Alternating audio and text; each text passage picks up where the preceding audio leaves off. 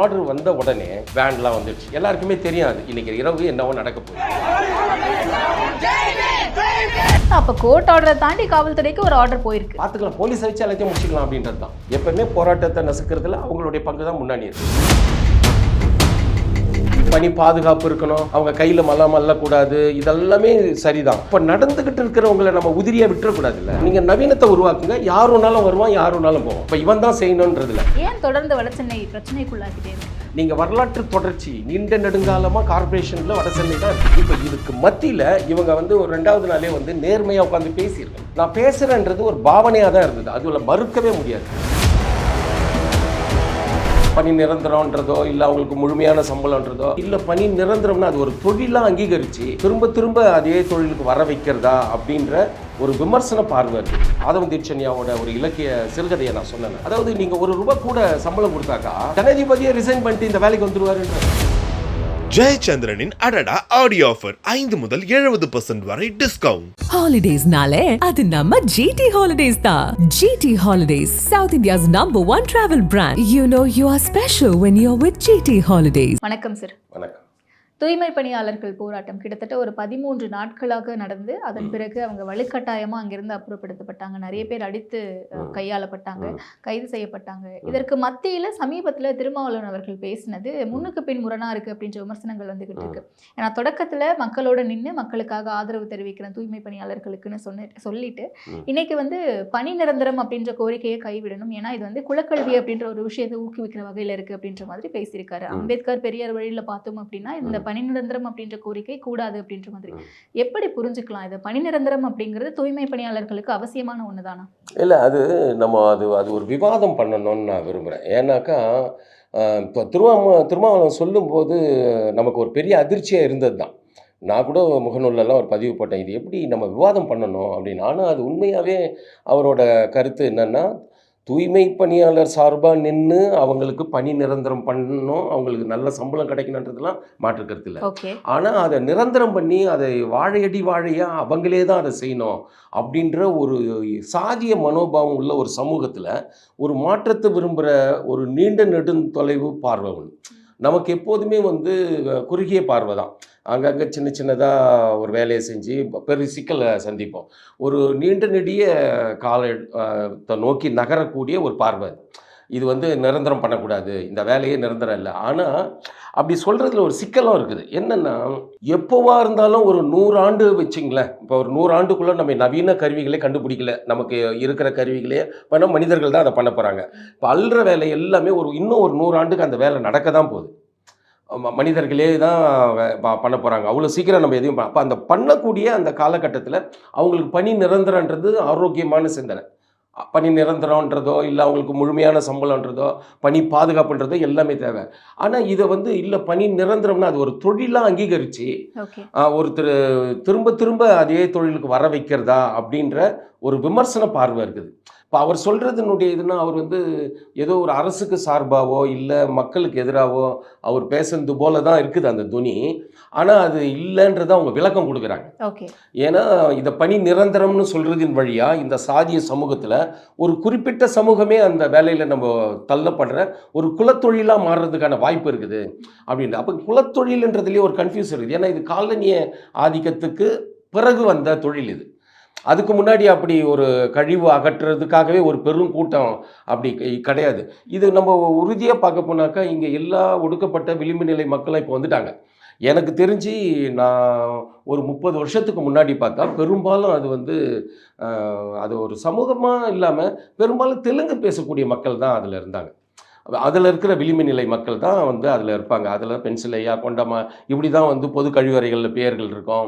பெரும்பாலும் அவங்க தான் அதில் இருப்பாங்க. இல்லை, எனக்கு அப்போ ஏதோ ஒரு தேர்தல் பிரச்சாரத்தின் போது சீமானவர்கள் சொன்னது நினைவுக்கு வருது. அருந்ததியர்கள் இந்த மாதிரி தெலுங்கர்கள் எல்லாருமே தூய்மை பணிக்காக பிரிட்டிஷ் காலனியத்துவம் அந்த பீரியட்ல கொண்டு வரப்பட்டாங்க தமிழகத்துக்கு அப்படிங்கிறது அது உண்மைதானா? இல்லை, கொண்டு வரப்பட்டாங்கன்றது எவ்வளோ தூரம் உண்மைன்னு எனக்கு தெரியல. ஏன்னா அவங்க எப்போதுமே இது மொழிவாரி மாநிலமாக பார்த்து பழகின நமக்கு அது கொண்டு போனாங்கன்னு.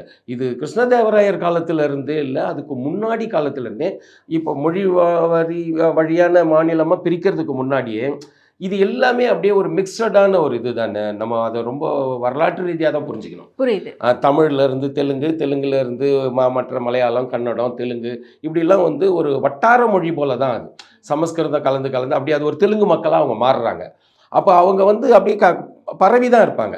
அதாவது தமிழ் செரிமானமாக இருக்கக்கூடிய பகுதியில் அதிலேருந்து கொஞ்சம் பிழைய மொழியான இல்லை வேறு வளர்ச்சி அடைஞ்ச ஒரு மொழியான தெலுங்கு அப்படியே பரவி இருக்கும், மலையாளம் பரவி இருக்கும், கன்னடம் பரவி இருக்கும். இப்படி ஒரு பெரிய நிலப்பரப்பில் எங்கெங்கெல்லாம் வாய்ப்பு இருக்குதோ அங்கெல்லாம் மக்கள் புலம்பெயர்ந்து வாழற பண்பு தான். அப்போ இது வந்து இது நம்ம நிலம் உங்கள் நிலம் அந்த போட்டிலாம் கிடையாது. வெள்ளையர்கள் வர வரைக்குமே அந்த மாதிரி ஸ்ட்ரக்சர் கிடையாது தானே. இப்போ அவங்க அது வந்து போனதுக்கு பிறகு அவங்க வந்ததுக்கப்புறமா தொழில் சார்பு எல்லாருமே வர ஆரம்பிக்கிறாங்க. அப்போ அதை நம்ம ஒரு வரலாற்று பின்னணியோட தான் அதை பார்க்கணும். இந்த தொழிலுக்காக தான் இவங்க வந்தாங்க, இவங்க தான் இந்த தொழில் செய்வாங்கல்ல. அவங்க ரொம்ப சிறுபான்மையினராக இருந்ததாலையும் இல்லை அவங்க இயல்பாக அதில் வந்து வேலை செய்ய ஆரம்பிச்சிட்டாங்க. அதை அப்படி தான் நம்ம புரிஞ்சுக்கணும்னு நினைக்கிறேன். அதில் பெரும்பாலும் தமிழர்களுடைய விளிம்பு நிலை மக்களே அதில் கிடையாது. ஓகே.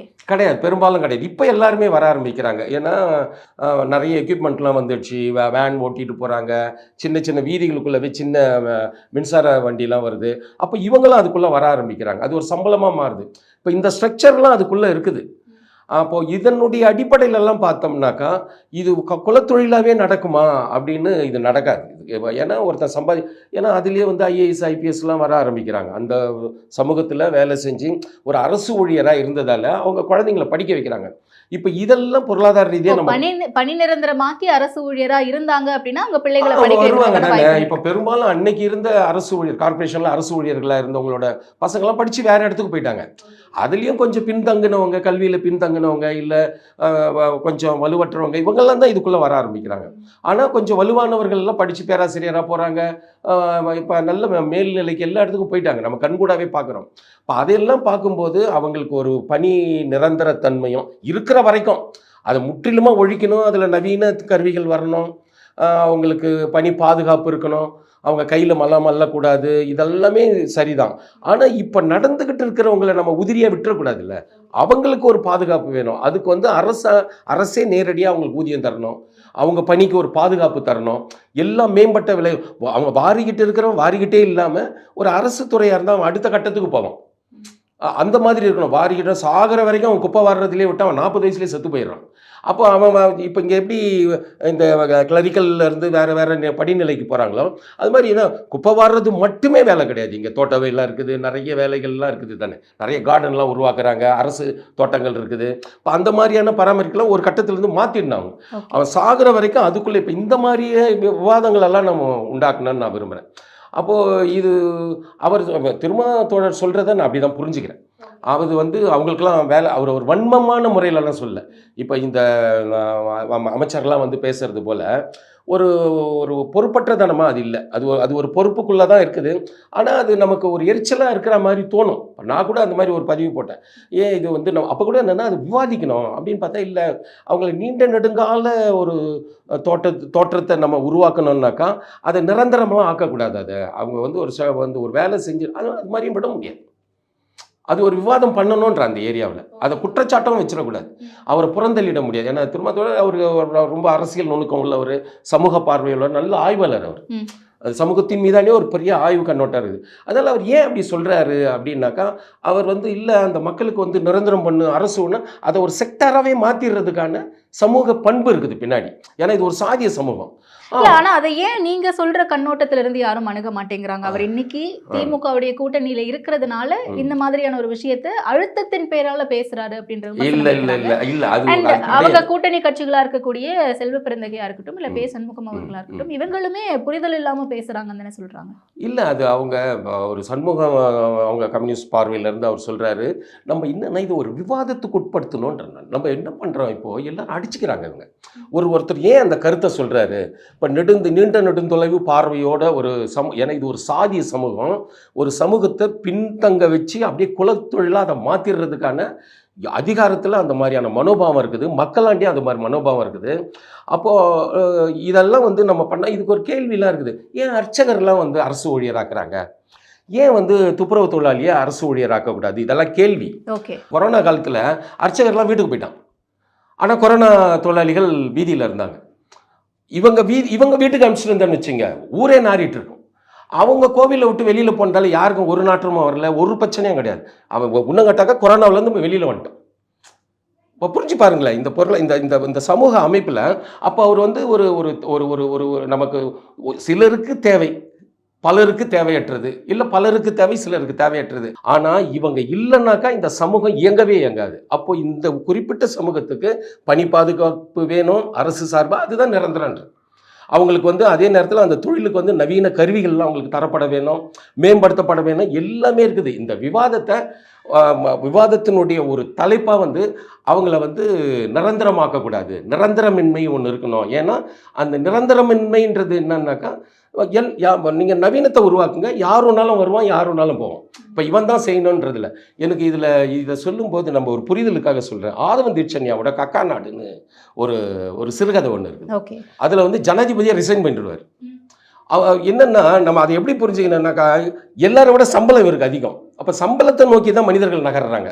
அதனால் ஜனாதிபதியை இந்த வேலைக்கு ஆசைப்படுற நிலைமைக்கு ஒரு கற்பனை சிறுகதை. அப்போ என்னென்னா வருவாய் அது அப்படின்னும் போது நிரந்தரமாக அது இருக்குமா தெரியாது. ஏன்னா எல்லாரும் வந்து வருவாயை நோக்கி நகர்வாங்க. அப்படி தானே. இப்போ நான் ஒரு உதாரணங்களே சொல்லணுன்னாக்கா, நிறைய மத்திய அரசு அமைப்புகளில் இருக்கக்கூடிய ஸ்கேவெஞ்சர் வேரில் பிசி மக்களும் இருக்கிறாங்க. ஓகே. ஏன் நமக்கு ஊடகவியலாளரான உங்களுக்கே தெரியும், நானே கூட வாசிச்சிருக்கிறேன்.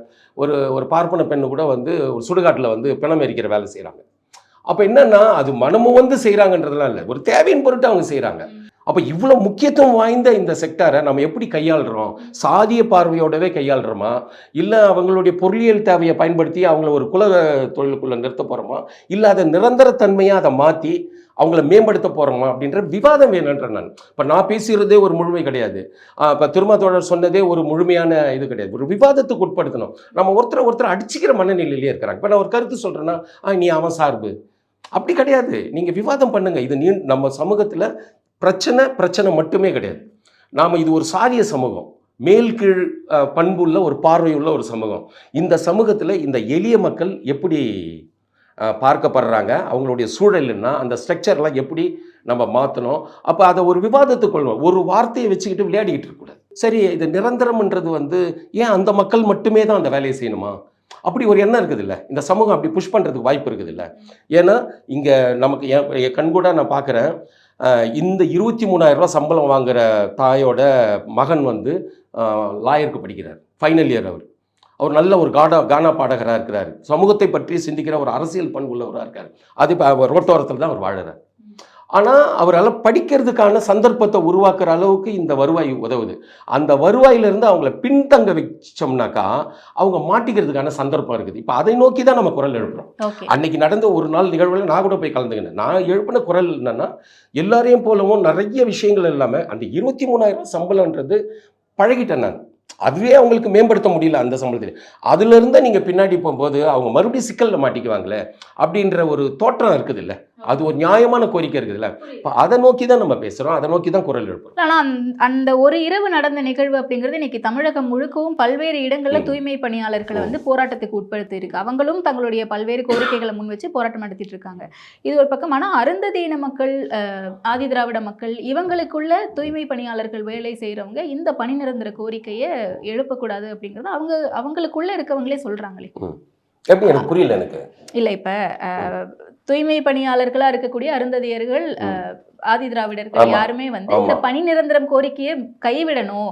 ஏன்னா அரசாங்கம் சமீபத்துல நல்ல திட்டங்களை வந்து நமக்காக செயல்படுத்தி இருக்காங்க அப்படின்ற விஷயங்கள், அந்த கண் துடைப்புக்காக கொடுக்கப்பட்ட விஷயங்கள் அப்படின்னு சொல்லப்பட்டாலுமே அது அத்தியாவசியமான ஒன்றா இருக்குதானே. 100% மாற்று கருத்தே இல்லை. ஆக்சுவலாக என்னன்னா, அவங்க ஒரு தேவையின் பொருட்டு, ஒரு நெருக்கடியின் பொருட்டு அதை அறிவிச்ச ஒரு தோற்றம் இருக்கு. உண்மையாகவே வந்து நம்ம ஒரு இந்த அரசு, இன்னைக்கு இருக்கிற தமிழக அரசை நம்ம 4 வருஷம் இனியும் ஆதரிக்க தான் போகிறோம்.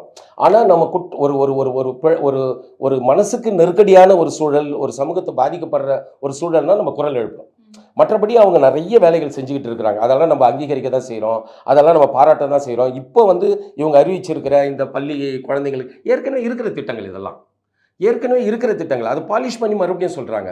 இதே வந்து இவங்க ஒரு விளக்கமாக அதை செஞ்சுருக்கலாம். இப்போ இவ்வளோ பெரிய பட்டியல் சொல்கிறாங்கல்ல, அதாவது 10 லட்ச ரூபா பணியில் இறக்கும்போது இதுவானா, அப்புறம் குழந்தைங்களுக்கு பள்ளி, வீடு, இப்போ இதையெல்லாம் வந்து இவங்க இயல்பாக ஒரு 13 நாள் போராட்டம், அந்த 13வது நாள் நடந்த மிக துயரமான ஒரு கசப்பான உண்மைகள்.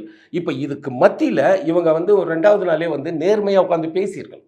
நான் பேசுகிறேன்றது ஒரு பாவனையாக தான் இருந்தது, அதில் மறுக்கவே முடியாது. அது வந்து அது முதல்வருக்கு தெரியுமா, நமக்கு என்ன இது அதிகாரிகள் மட்டத்தில் ஒரு அந்த மக்கள்கிட்ட வா பேசலாம், உங்களுக்கு இந்த மாதிரி அப்போ இந்த அறிவிச்சார் இல்லையா, முதல்வர் அறிவிக்கிறார்ல, அந்த திட்டத்தை முன்னாடி அதை சொல்லி பாரு, உங்களுக்கு வீடு இருக்குது, நீ 23,000 ரூபா சம்பளம் கூட ரோட்டில் இருப்ப, சின்ன இதில் இருப்ப, உனக்கு ஒரு சொந்தமாக வீடு இருக்குது, அப்போ நீ அதுக்கு ஒரு ஃபண்டு ஒதுக்கணுன்னா உன் காசுலேயே நீ எடுத்து ஒதுக்க முடியாது, அதை நாங்கள் பண்ணுறோம். இப்படி ஒரு உரையாடல் நிகழ்த்தியிருக்கனால உரையாடல் நிகழ்த்தியிருக்கலாம், அந்த மாதிரி பேசியிருக்கலாம். அந்த மாதிரிலாம் பேசுன்னு தான் எனக்கு தெரியவே இல்லை. வரும்போதே நீ ஏன் வந்த, நீ ஏன் முனையார் கூப்பிட்டது, இப்படிலாம் ஒரு ஒரு மரியாதை குறைவாக, ஒரு ஆணவத்தன்மையோட, ஒரு அதிகார திமிரோடு நடந்துக்கிட்ட விஷயங்கள்லாம் நடந்தது. இது என்ன ஆகும்னா ஒரு பெருங்கூட்டத்துக்கு ஒரு அவநம்பிக்கை உண்டா. பட் முதல்வர் வந்து ஒன்று சொல்கிறாரு, இதை வந்து முன்னாடியே அதை செஞ்சுருக்கணும் அவங்க, உங்களுக்கு வந்து இந்த மாதிரி. அடுத்து வந்து என்னென்னா, நம்ம ஒரு உண்மையை பார்க்க போனால் இது உலகமே வந்து குளோபலேஷனில் போய் மாட்டிக்கின்னு எல்லா உலக நிதியிலேருந்து வரக்கூடிய சட்டங்களுக்கு கீழ்ப்படியிறது, அதில் இந்த எளிய மக்கள் தான் மாட்ட போகிறாங்க. இப்போ இதெல்லாம் பேச மாட்டுறாங்க யாரும். ஏன்னா அது வந்து மன்மோகன் சிங் காலத்திலே கையெழுத்து போடப்பட்டு வரக்கூடிய உலக நிதியை தான் வந்து இப்போ இந்த மாதிரி நகர்ப்புறத்தில் இருக்கக்கூடிய தூய்மை பணியாளர்களுக்கு சம்பளமாக மத்திய அரசு வழங்குகிற ஒரு அது ஒரு ஒரு ஒரு செக்டாரு கீழே வராங்க. இப்போ அது ஏற்கனவே அதை தான் இவங்க கொள்கை முடிவுன்றாங்க. இப்போ இந்த மாதிரி அவங்க வந்து தனியார் மயப்படுத்துறதுன்னு முடிவு பண்ணிட்டாங்க. அப்போது இதில் கொஞ்ச நாள் தள்ளி போயிருக்குது. இது அதிமுக பீரியட்லேயே 11 மண்டலங்களை ஒதுக்கிடுறாங்க. இப்போ இதெல்லாம் பார்க்கும்போது அரசு மேலேயும் நமக்கு ஒரு நியாயம் வருது. அதான அதை ஒழுங்காக அணுகாமல் இருக்கிறாங்க அப்படின்ற இது. இப்போ இந்த 2 இடத்த மட்டும் அரசாக மாற்றணும். அப்போது இங்கே கேள்விகள்லாம் நிறைய இருக்குது. இப்போ முதல்வரே சொல்லிடுறாரு, நான் உங்களை நிரந்தரப்படுத்துருவேன் அப்படின்னு சொல்லிட்டு அவரே அறிக்கை விட்டுறாரு. இப்போ அதை நோக்கி வந்து நம்ம என்ன பண்ணுவோம், குரல் எழுப்புவோம். இவ்வளோ குழப்பங்கள் இருக்குதுன்னா இதை உட்காந்து ப்ராப்பராக பேசணும்.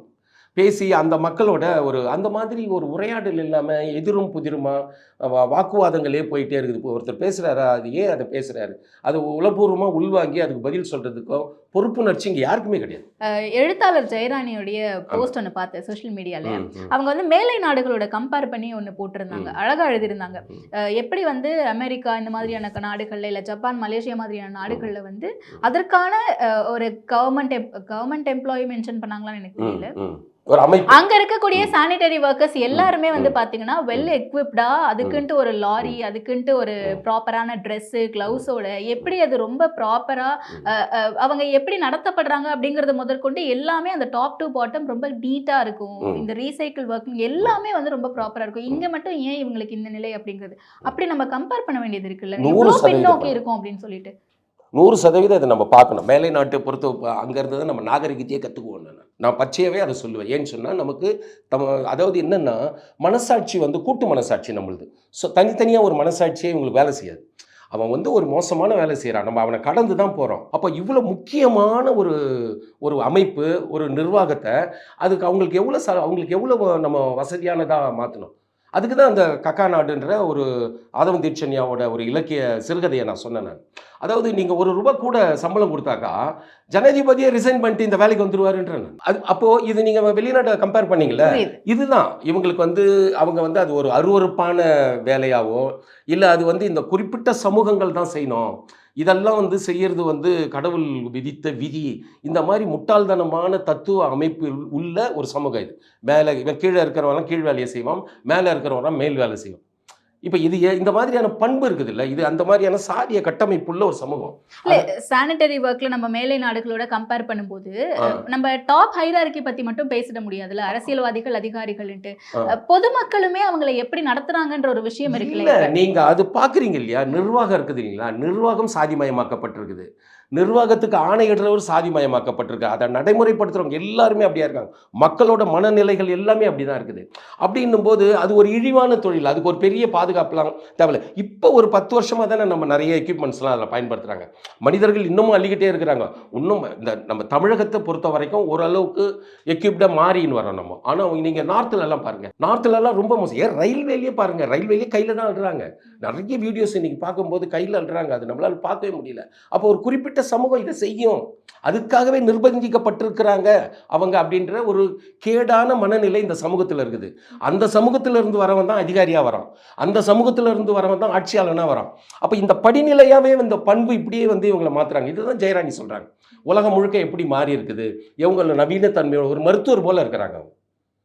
ஒரு மருத்துவருக்கு என்ன மாதிரியான கருவிகள் வேணுமோ, என்ன மாதிரியான ஆடமைப்பு, எவ்வளோ தூய்மை வேணுமோ, எவ்வளோ நாங்கள் அதை நீட்டாக அதை வந்து எக்யூப்மெண்ட் வச்சு அதை க்ளீன் ரெடி பண்ணுறாரோ, ஒரு உடலை வந்து அவர் இதயத்தை எடுத்து அடைப்பு எடுக்கிறார்.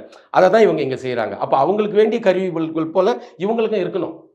நீங்கள் அதை செய்கிறீங்கல்ல, நிலாவுக்கே போயிட்டு நம்ம ராக்கெட்டை இறக்குறோம், நிலாவில் போயிட்டு ஒரு 7-8 ஃபங்க்ஷனிங் பண்ணுது ஒரு எக்யூப்மெண்ட்டு. அப்போ இவ்வளோ வேலைகள் நீங்கள் வான்வெளியில் காட்டுற வித்தையெல்லாம் ஏன் இங்கே கீழ் நிலத்தில் காட்டக்கூடாது, இந்த மக்களுக்கு காட்டக்கூடாது? இது ஏன் நம்ம காட்ட மாட்டோம்? ஏன் மேற்கு நாடுகளில், சவுத் ஈஸ்ட் ஏஷியாவிலலாம் அதெல்லாம் பண்ணுறாங்க? சவுத் ஈஸ்ட் ஏஷியா நம்மளோட வளர்ந்தவங்களா? நம்ம சுதந்திரம் வாங்குறதுக்கு முன்னாடி ரொம்ப பின்தங்கி தான் இருந்தாங்க தெற்காசியா பகுதியெல்லாம். ஆனால் இன்றைக்கி அவங்களாம் நல்ல ஒரு யூரோப் மாதிரி ஆகிட்டாங்க. ஏன்னா அவங்க வந்து அதை ஒரு தொழிலாக பார்க்குறாங்க. அந்த தொழிலில் வந்து யார் வேணாலும் வருவாங்க. ஒரு குறிப்பிட்ட சமூகத்தினர் தான் அந்த தொழிலுக்கு வரணுன்ற பண்பு அங்கே கிடையாது. ஆனால் இந்த சமூகம் அப்படி கிடையாது. அப்போ அதுக்கு தான் திரும்ப வந்து அதை சொல்ல வேண்டிய அவசியம் ஏற்படுது. இல்லை, இப்போ நான் அந்த 13 நாட்கள் நடந்த போராட்டத்தில் களத்தில் போய் மக்கள்கிட்ட பேசும்போது பெரும்பாலான மக்கள் சொன்னது நாங்கள் படிக்கலை அப்படிங்கிறதா. படிக்கலைன்னா படிக்காத மக்களுக்கு வேற தொழிலே கிடையாது, இது ஒன்று தான் இருக்கா? இல்லை, அது ரொம்ப ஆல்டர்னேட்டிவ்ஸ் எவ்வளோ இருக்குல்ல? இல்லை, ஆக்சுவலாக என்னென்னா, நம்ம இந்த கேள்வி ரொம்ப எளிதாக கேட்டுறோம்ல. நம்ம வந்து நம்ம கற்று இருக்கிறோம், உலகத்தை பார்க்குறோம், ஒப்பீடு செஞ்சு பார்க்குறோம், எல்லாமே பண்ணுறோம்ல. ஒரு சமூகத்துக்கு வந்து ஒன்றுமே இல்லை. நான் கேட்குறேன், உங்களுக்கு வந்து இந்த சமூகத்தை பற்றி அக்கறையற்ற சில நடிகைகள் தான் அங்கே வராங்க, எதிர்கருத்துள்ள நடிகைகள். அவங்கள கூட வாங்கன்னு வரவேற்கிறாங்க அந்த ஜனங்க. ஏன்னா அவங்களுக்கு அவ்வளோதான் அரசியல். அவங்க பார்வையில் அவ்வளோ துயரத்துக்கு மத்தியிலையும் அவங்கள வாமா, அவங்க செருப்பை எடுத்து வச்சுட்டு உட்காருமா, டீ சாப்பிட்றியாமா, காஃபி சாப்பிட்றியாமா. இவங்க இது என்ன மாதிரியான மனநிலை? அவ்வளோ ஒரு அப்பிராணியான அப்பாவியான மக்கள் அவங்க. அப்போ அந்த மக்களுக்கு வந்து ஒரு வேலை கிடைக்குது, ஒரு 18 ரூபா 15 ரூபா 10 ரூபா ஒரு வேலை கிடைக்குதுன்னு போயிடுவாங்க. அவங்களுக்கு வேறு வழி இல்லாமல் போயிருப்பாங்கல்ல. ஆனால் இது வந்து ஒரு ஒட்டுமொத்த இப்போ விளிம்புநிலை மக்களே அப்படி தான். இந்த இப்போ ஒரு ஒரு ஒரு எஸ்சி பட்டியலில் இருக்கக்கூடிய அருந்ததியரும் ஆதி திராவிடருமே அப்படி தான் கிடையாது. ஒரு 80% வந்து எல்லா இடத்துலையும் நீக்கமர நிறைந்திருப்பாங்க. நீங்கள் மேலே இருந்து கீழே வரைக்கும். ரொம்ப விளிம்பில் வந்து வண்டல் வீழ் படிப்பு போல் இயலாமையில் படிக்காமல், இல்லை ஒரு ஒரு ஒரு ஒரு கவனமற்ற ஒரு சின்ன குறிப்பிட்ட கூட்டம் இருக்கு இல்லையா, அவங்க அங்கே உட்காந்து போராடினவங்க எத்தனை பேர்? 1800 பேர். இங்கே குறைஞ்சது ஒரு 40 லட்சம் பேர் இருப்பான் ஒடுக்கப்பட்டவனே. அத்தனை பேர் அங்கே வந்து உட்காந்து 40 லட்சம் பேர் உட்காந்து. அப்போ அந்த இந்த 2000 பேரோ இல்லை 3000 பேரோ இல்லை 4000 பேரோ ஒரு சின்ன தொகையினர் அவங்க வந்து நிர்பந்திக்கப்படுறாங்க வாழறதுக்கு. அப்போ வாழ நிர்பந்திக்கப்பட அவங்களுக்கு எளிதாக கிடைக்கிற வேலை இதுதான்.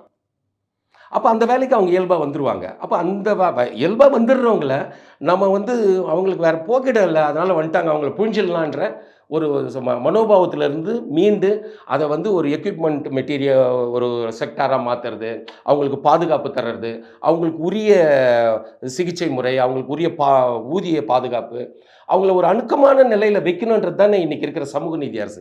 நம்ம இப்போ யார் கையில், இவங்க கையில் நம்ம கேட்குறதே அதுதான். இப்போ நான் வரும்போது ஒரு போர்டு ஒன்று பார்க்குறேன்,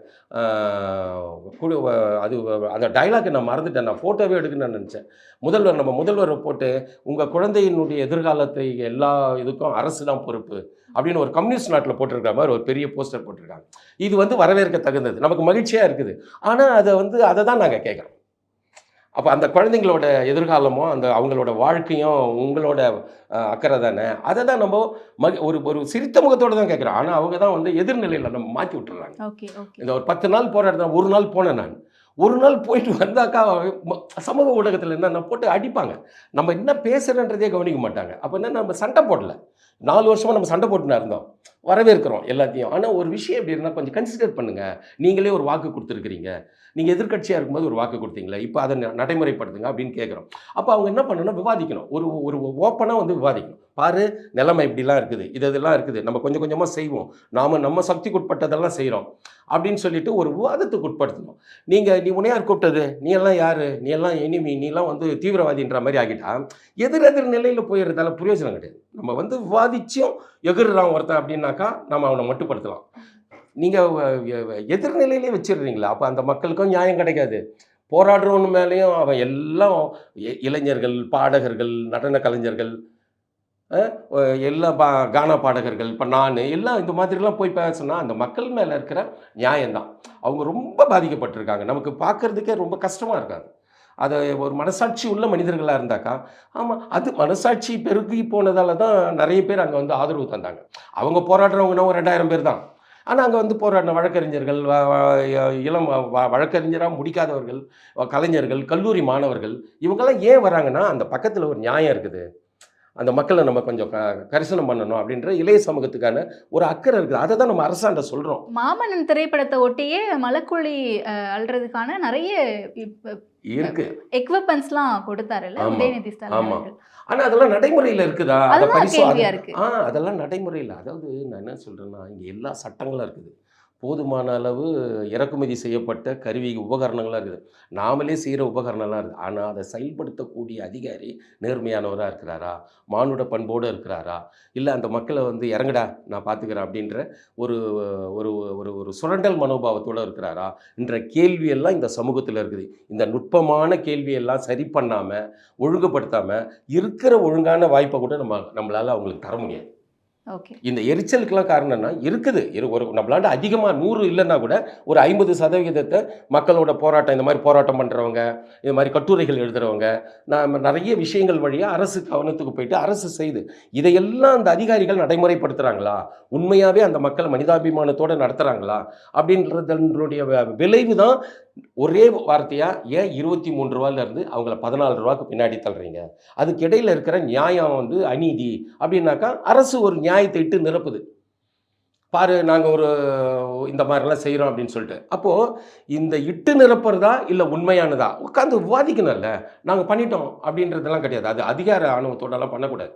இது மக்களாட்சி. இது நாளைக்கு நாங்கள் தான் ஓட்டு போட போகிறோம் அப்படின்ற எண்ணம் எல்லா மக்களாண்டையும் இருக்குது. இப்போ இல்லாத மக்கள் அவங்களுக்கே அவங்களுடைய அநீதியை தெரியாத போது அந்த அநீதியை பற்றி தெரிந்த படித்தவர்கள், அரசியல் பண்புள்ளவர்கள் தான் அவங்களை வழிநடத்த முடியும். ஓகே, பட் ஆனால் இங்கே தொடர்ந்து ஒடுக்கப்பட்ட மக்களுக்கு இருக்கக்கூடிய பிரச்சனைகள், தூய்மை பணியாளர்கள் மட்டும் இல்லை, இந்த மாதிரி ஒடுக்கப்பட்ட மக்கள் அந்த சமூகத்துக்கே இருக்கக்கூடிய பிரச்சனைகள், அச்சுறுத்தல்களுக்கு ஏன் வந்து திருமாவளவன் அவர்கள் வந்து பேசலை, ஏன் வந்து நீலம் வந்து பேசலை, ஏன் ரஞ்சித் அவர்கள் பேசலை அப்படின்னு தொடர்ந்து ஒடுக்கப்பட்ட தலைவர்களையே கேள்வி எழுப்புறவர் சாதிய புத்தி. அவர் வந்து திருமாவளவன் எதையும் கோட் பண்ணி பேசுறாரு, அவர் பேசுறாரு. அவர் ஆக்சுவலா என்னன்னா, இப்போ என்னையே சொல்லுவாங்க, நீ வந்து எல்லா விஷயத்துக்கும் கொந்தளிக்கிறிய, முகநூலெல்லாம் எழுதுறிய, ஏன் இதை சொல்லு, ஏன்னா நான் தான் சொல்லணுமா உங்களுக்கு, ஏன் நீ சொல்லக்கூடாதா?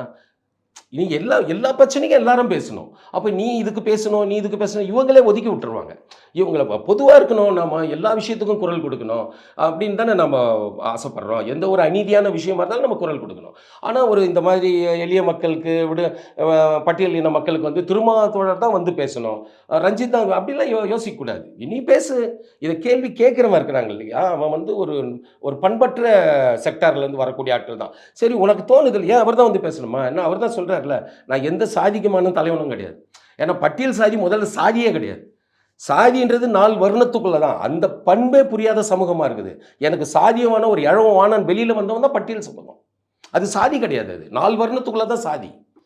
அந்த இந்து மதம் சொல்லக்கூடிய 4 வருணத்துக்குள்ளே இருக்கிறவன் தான் மேலே இருந்து அந்த 4ஆவது சூத்திரம் வரைக்கும் தான் சாதியில் மாட்டின்னு சிக்கி இருப்பான். இவனுக்கு சாதியே கிடையாது, சாதியற்றம். அதனால தான் வந்து இது ஒரு 70 பேர் சொல்கிறாங்க, 70 அமைப்புகள் இருக்குது. அதாவது நிலம் சார்ந்து அவங்க ஒன்று ஒரு காரணம் தான் அவங்களுக்கு பட்ட பெயர்கள். அப்போ அந்த பேர், அப்போ இதை வந்து எது சாதி எது சாதி இல்லாது, எது வர்ணன் எது அவர்ணன், இந்த அடிப்படை புரிதல் கூட இல்லாத தத்துவமற்ற ஒரு சாதிய சமூகம் இது. தத்துவம்ன்றது வந்து ஒரு மனிதனோட அறிவு, அது இல்லை. அறிவற்ற சாதியை சுமந்துன்னு இருக்கிற மக்கள் ஏன் வந்து இதை வந்து இப்படி அவர் பேசுகிறத கூட புரிஞ்சிக்க முடியும். ஆமாம், அந்த மக்களை நிரந்தரப்படுத்து, அவங்களுக்கு நல்ல வாய்ப்பை கொடுனாக்கா திரும்ப திரும்ப திரும்ப அது ஒரு சுழற்சி போலவே ஆகி அந்த சமூகம் மேலே வர்றதுக்கான வாய்ப்பு இல்லை. இது ஒரு செக்டார். இதை மீறி வெளியில் ஒரு பார்வை இருக்குது. இல்லை, அவங்க வருவாங்க, வந்தால் அவங்களுக்கு ஒரு நிரந்தரம் பண்ணி ஒரு வேலை வாய்ப்பு கொடுத்தா அதன் வழியாக அவங்களுடைய சந்ததியினர் வெளியில் போவாங்க.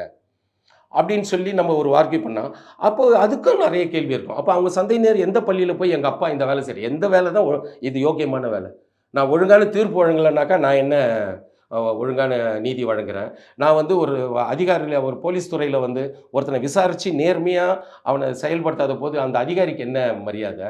ஆனால் இவங்க அந்த எல்லா பதவியிலையும் தான் கேள்வி இருக்குது. ஆனால் இந்த சமூகத்தில் மட்டும் இவன் போய் எப்படி எங்கள் அப்பா வந்து கழிவு அறையெல்லாம் க்ளீன் பண்ணுறாருன்னு சொல்லுவான், இப்படி எல்லாம் கேள்வியெல்லாம் எழுப்போம்.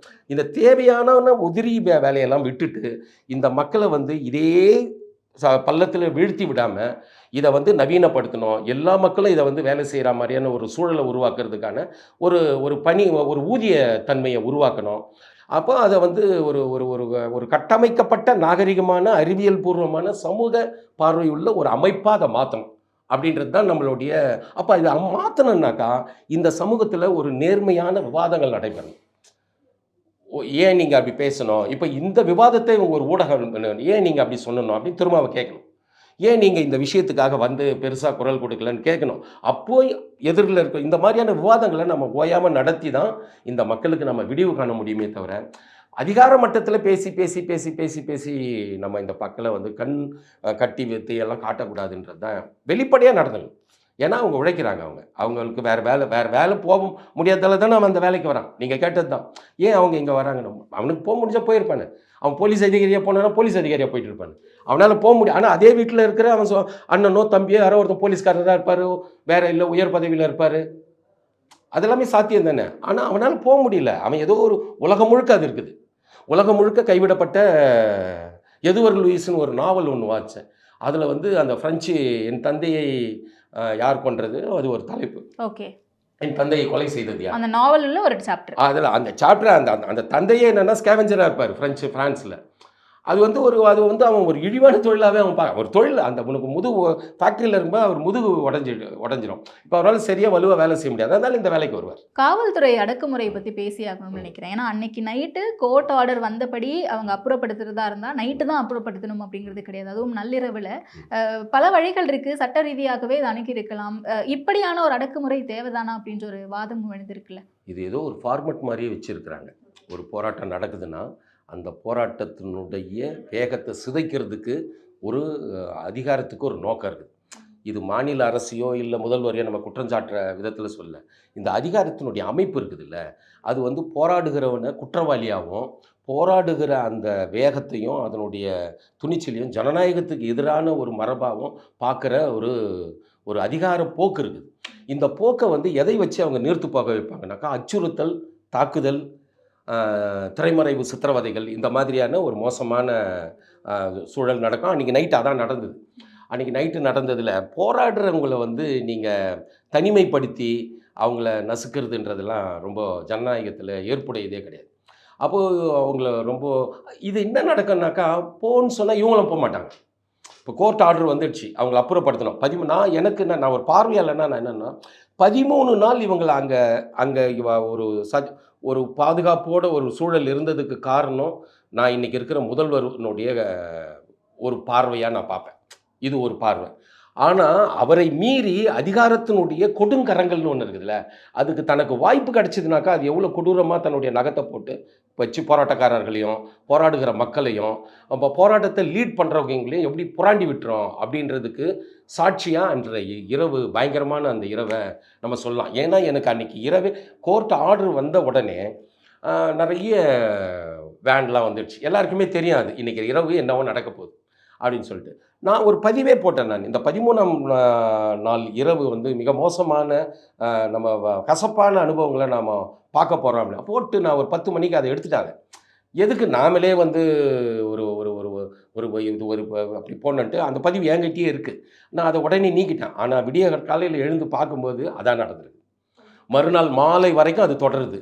ரெண்டு போராட்ட காலத்தில் இருந்த 2 பெண் தோழர்கள் தாக்கப்பட்டிருக்கிறாங்க மோசமாக. மருத்துவமனையில் அனுமதிப்போம். ஒரு தோழரோட படமே பார்த்தோம், நம்ம கீழே அவங்க மயக்கமுற்று இருக்கிறாங்க. இதெல்லாம் தேவையே இல்லை. நீங்கள் அவங்கள அதே நேரத்தில் இன்னொரு விஷயமும் இருக்குது. இவங்க வலுவை பிரயோகிக்காமல் அவங்க அங்கேருந்து நகர மாட்டாங்க. இந்த 2 விஷயமும் இருக்குது.